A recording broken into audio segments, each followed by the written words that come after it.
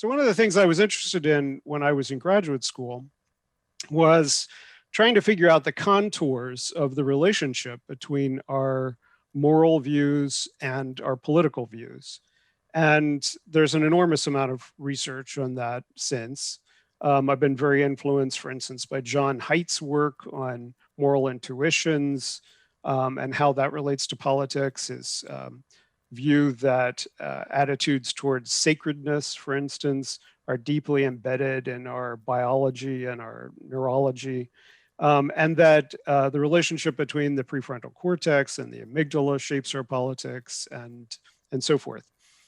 These ideas in the 90s led me to start hypothesizing about the shape of politics and how technology and biotechnologies would fit into our existing political frameworks. So we go to the next slide.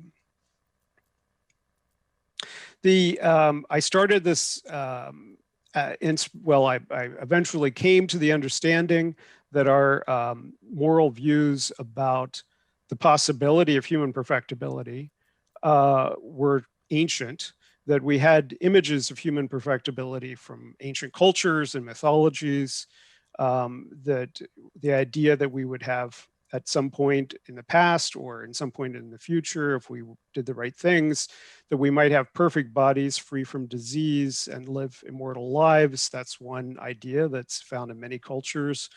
In China, you actually have Taoism practicing that as a core part of Taoist spiritual cultivation is supposed to bring longevity. In other faiths, it's more about the power of healing in this life, but immortality in the next.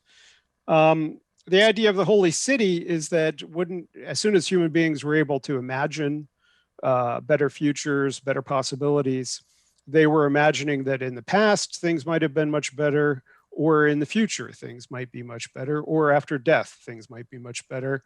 We might live in cities without, or in communities without war, hunger, oppression, violence, and so forth.